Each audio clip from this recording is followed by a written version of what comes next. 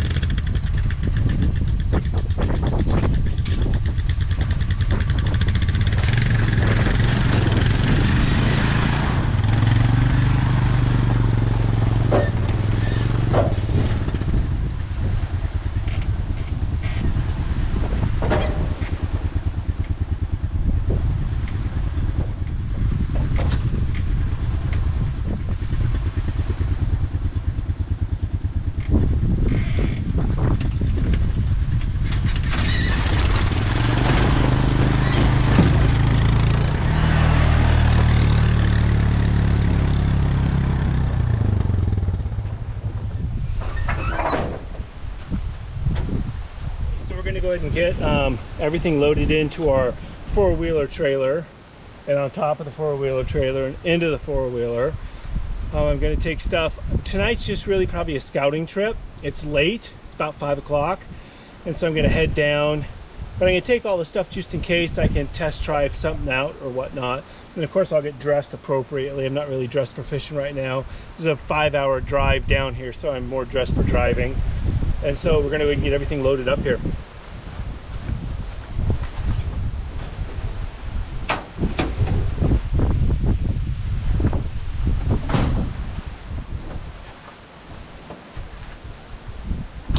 So I'm ready to go. I got my cooler, waders, I don't know if I'll need them, extra things, my Dora bucket, life jacket, and my wheeler here. Got stuff to cook, water, rain jacket. I'm gonna go ahead and move and get on the road.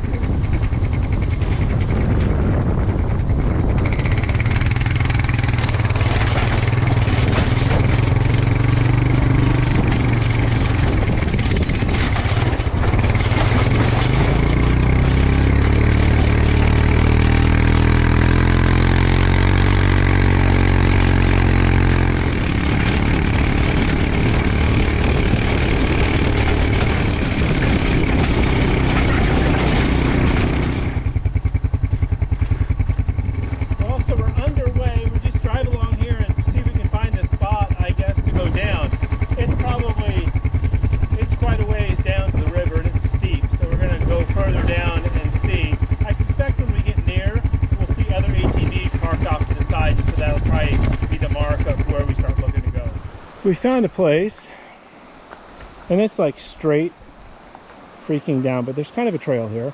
So I'm gonna go down and check that out. Looks like it's about 75 yards down to the water. So we'll go see what that looks like. All right, so the first spot here is like a slot through the trees. I don't know. It's not quite what I envisioned. And so I'm gonna keep looking.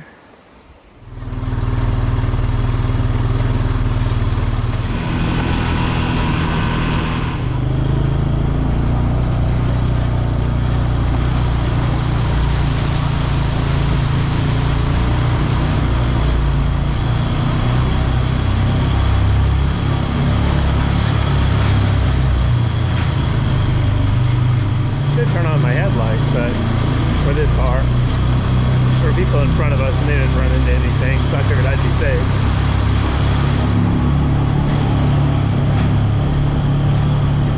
Okay, here we are at spot number 2 that we're going to check out. Everybody I've talked to said fish the back eddies, find the back eddy and fish the back eddy, and so I guess we're looking for back eddies. This trail here isn't horrible though, at least so far. I mean, it's going to be a bearcat to be hauling pounds up on, but you could get the net through there. I mean, that 50-inch net will get caught on every single stinking thing.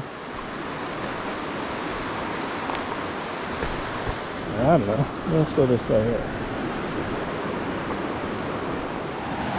That looks like a disaster to me.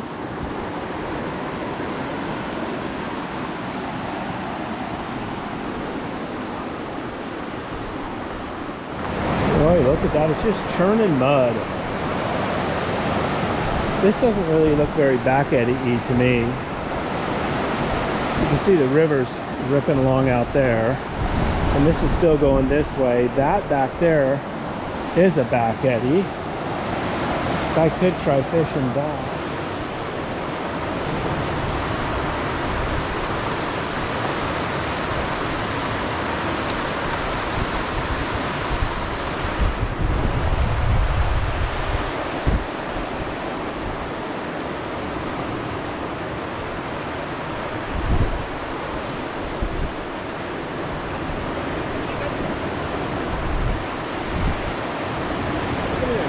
This spot here. This is a horrible spot for one person probably, just getting everything down there. I think I'll come down light to start with. I'll just bring the net, which is going to be a pain, and a stringer, a life jacket, and if it looks like it's good, then I'll go get more stuff. I'm going to take everything down in one shot. So hopefully this is a good spot. We shall see. All right, so we're going to give this a shot here. Tie this off so that if I lose back to this, I can get back here. I'm going to run this first section in real time just so you can see how long it took to catch this first fish.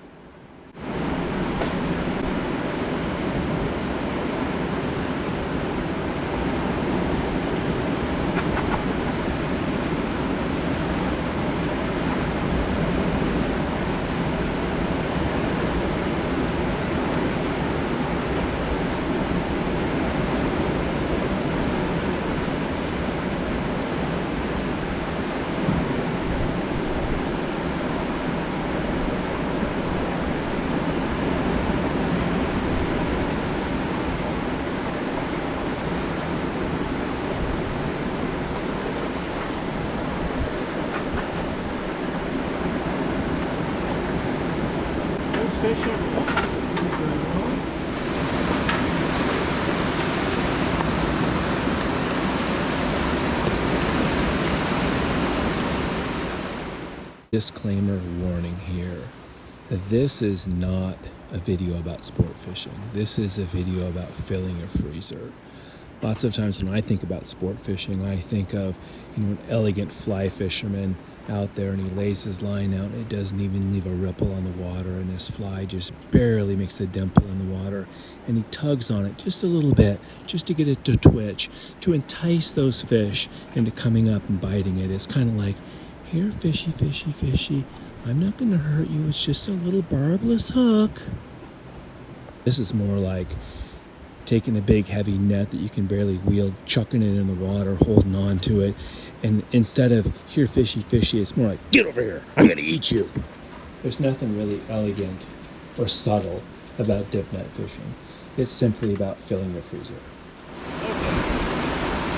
I didn't realize it was going to be this hot and heavy. So, get a couple things out of my bucket.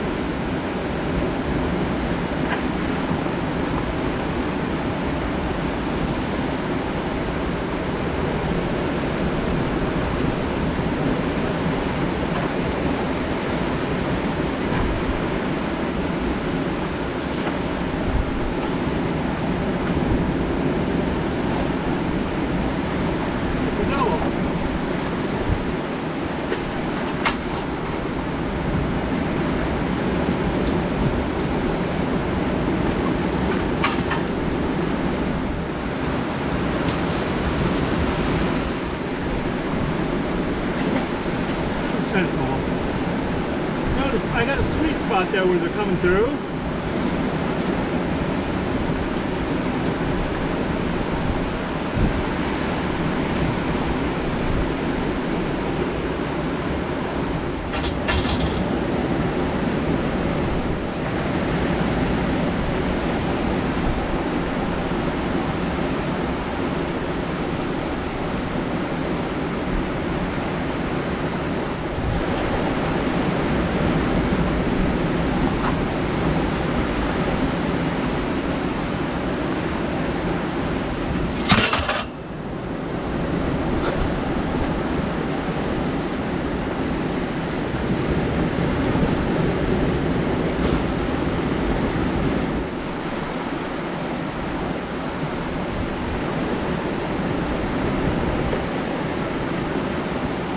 Dip netting is something that Alaska residents can legally do.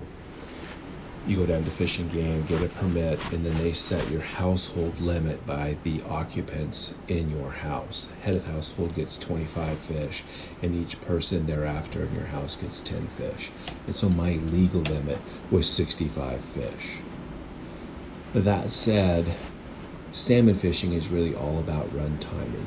If you happen to be on the river when there's a lot of fish coming through, you're going to do well. And this day most certainly was far above the average day. Somehow, by the grace of God, I managed to get down on the river when the fish were coming through, and it was a big run. Not every day is like this. Many days people come down here and spend all day and maybe get 6 fish. And so this was a very non-typical day.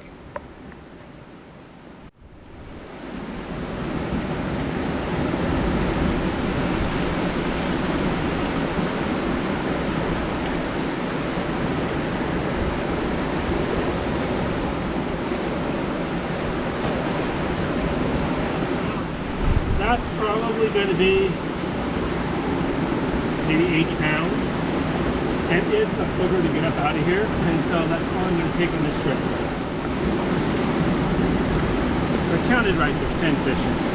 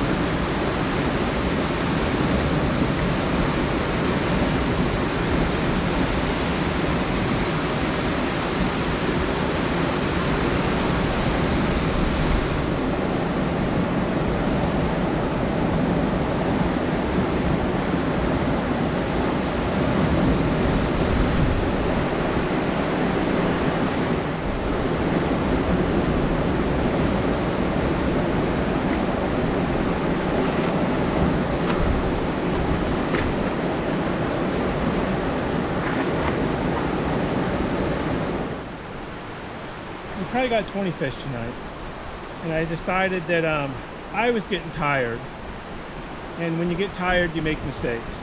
And down there next to that rushing water and all that, even though the skeets are horrible out here, by the way, even though I was tied off and I had a life jacket on, I didn't want to fall in or do something crazy, and so I think that it's just wisest to go back, take a nap, and hit it again tomorrow.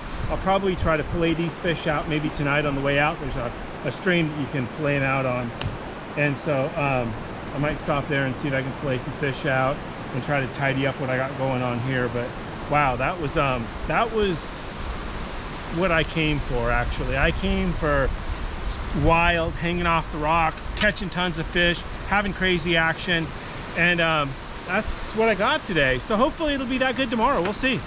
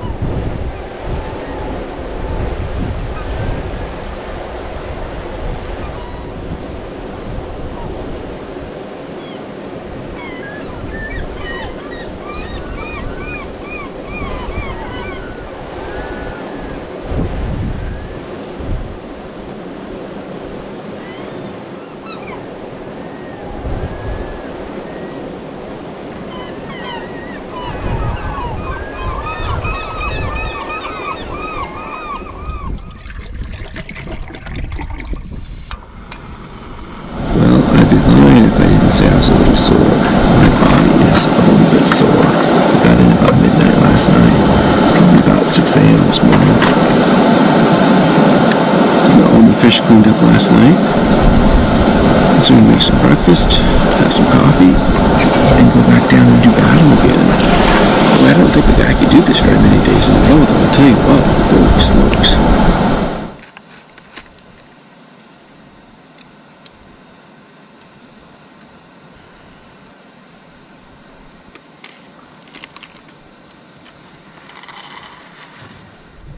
Well, we're just about ready to head back in here, and I'll tell you that yesterday was some hard work.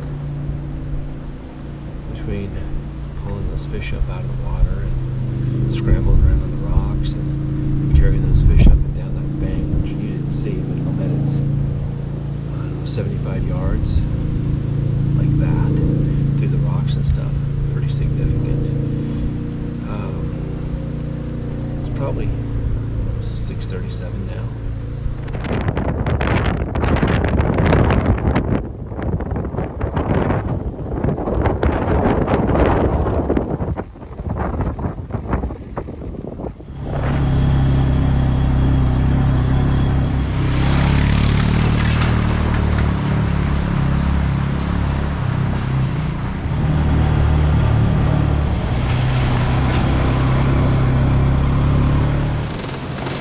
So we made it back to the same spot we were at yesterday. I'm sure that there's other spots in the river that are productive, but this one proved to be productive last night, so we're going to try it again today. It seemed like when I first got there last night, it was pretty hot and then it slowed down. And so I think what that had to do with is the water level rose a little bit, and the place that I was at, I think, kind of lost its magic. But overnight, typically what happens is the water will go down, because this is pretty glacial fed. You can tell by the color of it, it's very glacial.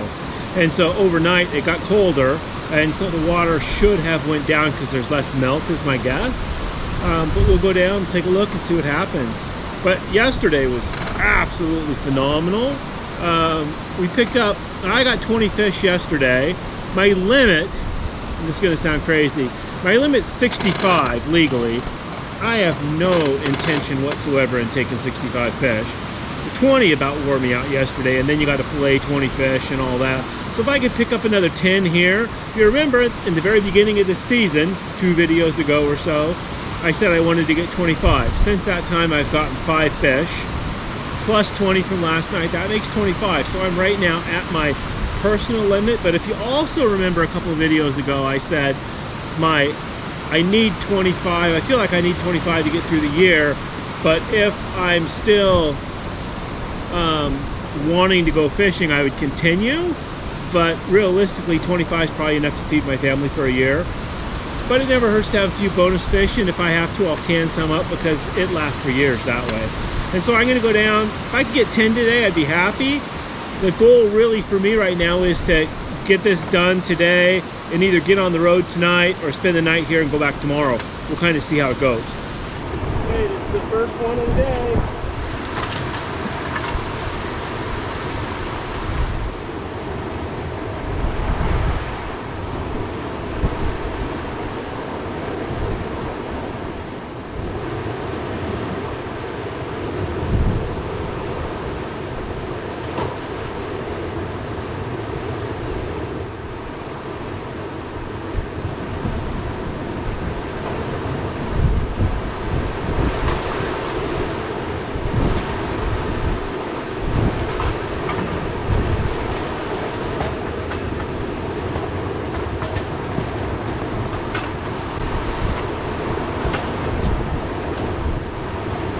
Fish of the day, and it's a dandy.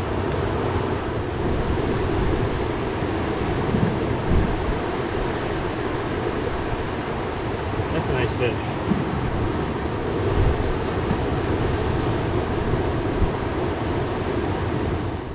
I've taken a fair amount of safety precautions for this trip. Notice I'm wearing a life jacket through the course of this, and I have a rope tied around my waist for the vast majority of this fishing. This river is very cold. The glacier is not far away, and a lot of this is glacier melt in the river. Additionally, the river is very, very swift, and the walls along where I'm fishing here are super steep.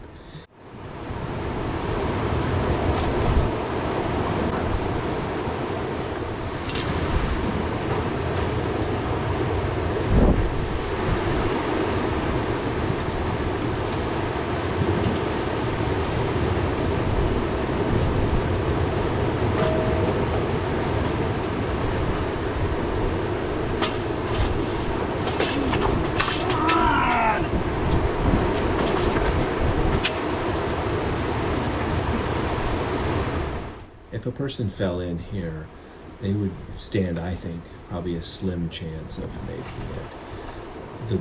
The walls are super steep, so you're not going to get back up. There's not a lot of boat traffic on this river, and the water is super cold.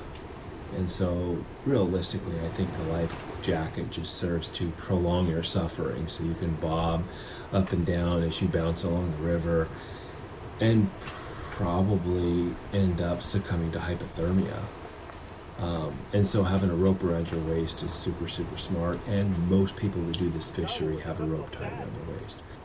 Additionally, you'll notice that I tied off the handle of my net, and I've also put a rope around the front of my net. That way when I throw my net in the water, instead of having the current just sweep it past every time and have to pick it up and put it back in and pick it up and put it back in, I can throw my net in and it'll come to a stop against that rope, and then I'm able to hold it in the current. It's probably the only way that I would be able to fish as long as I did here.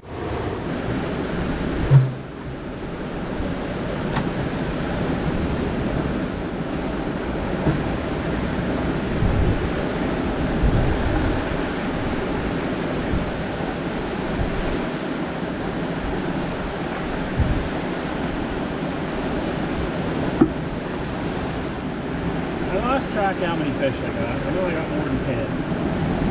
So I'm going to fillet them up, haul them up. You can fillet them here at the river. Yesterday I hauled them all the way out, and I had to haul a pole up here. I only brought 2 coolers. One's a small Yeti cooler, and the other's a huge cooler that I put in my trailer.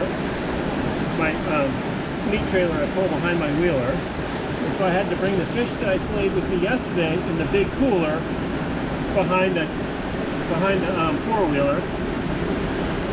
And I don't want to put dirty fish in on top of it, so I'm going to fillet everything down here, put it in bags, haul it up, and put it right in the cooler. Got my knife, and I brought a little piece of, this is like a doormat carpet thing you put in front of your house, and it grips the fish really well, so it makes the job a lot easier.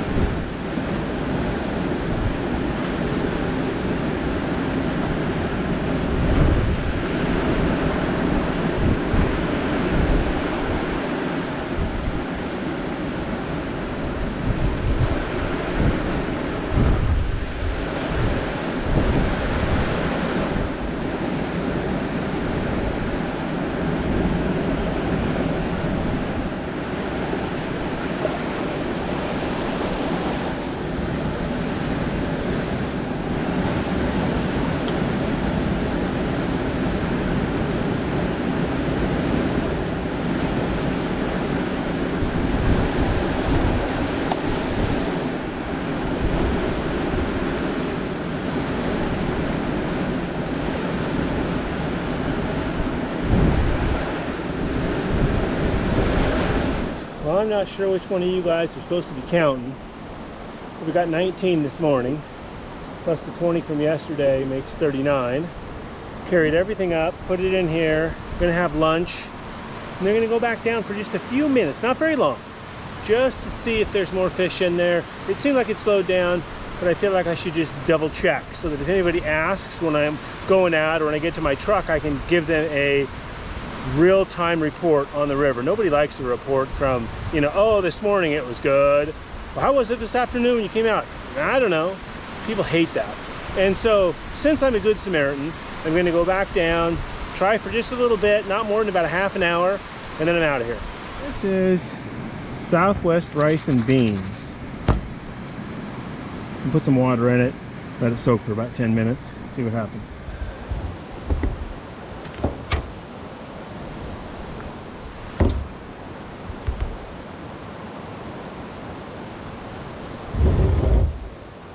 That's my favorite meal in this bucket of stuff. This is very good. Okay, here's the rules. I got 39 fish already. Remember, I passed my quota now.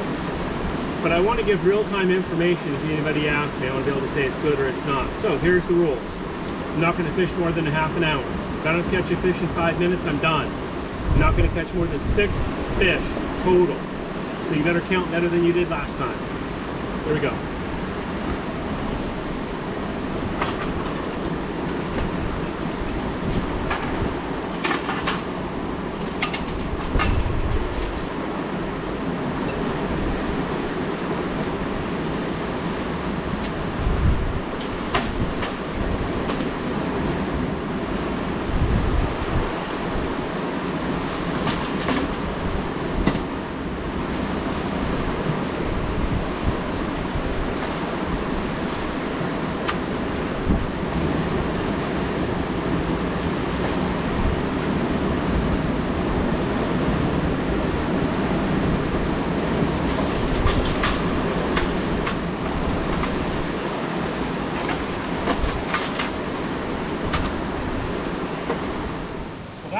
hard 2 days work. Got everything loaded, everything buckled down. I'll give you a quick look at that, and then we're gonna hit the road here.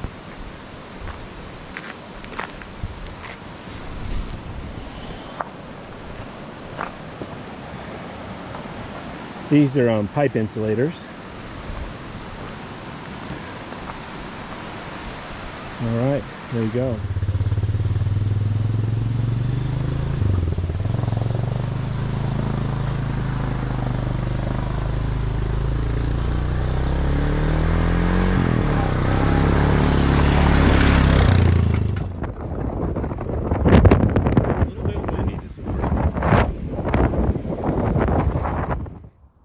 Well, good morning. It is the next morning. It's about 6 a.m.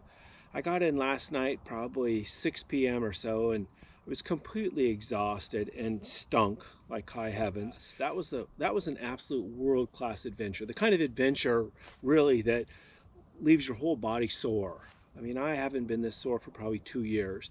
I think that obviously I did some kind of work that I haven't done, maybe in my entire life, I don't know, but holy smokes, I'm sore. But I have 45 fish that I need to get processed this morning, and they're really in 3 states, which is, I have not done this before, so it's interesting. The first 20 that I got on the first day, on the way back about midnight, I stopped at a river, which you saw, and cleaned those up really nice and processed them the way I like them done. They're cleaned up, they're cut in half. I have the shank half, I have the tail half. Those are ready to go. The next 25 fish, though, are in 2 different modes. I processed some on the riverbank, and so I just filleted them off the best that I could quickly. I didn't clean them up.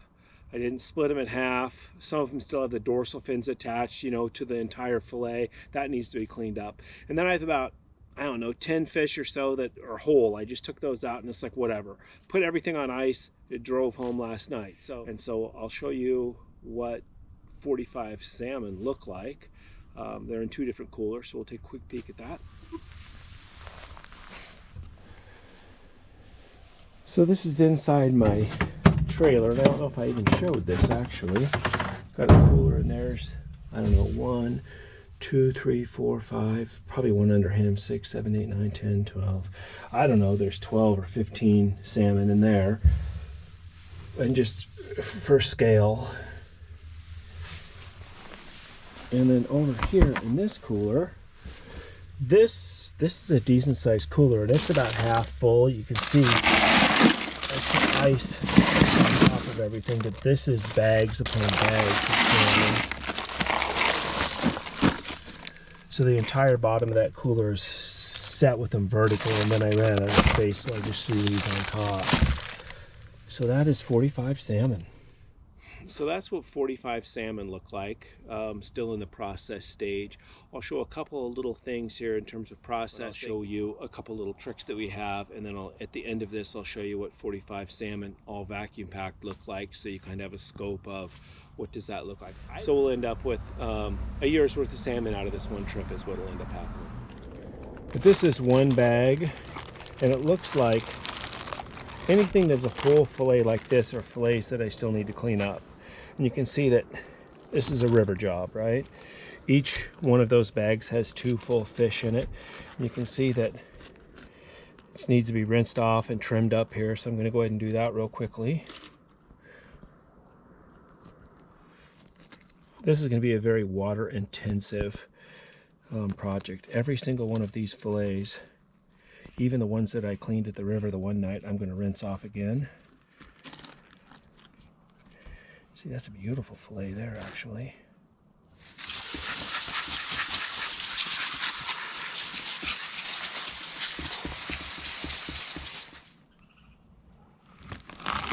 This one is the tail, and we'll put this on the table and eat this. And this is the shank, and we'll cut this off here.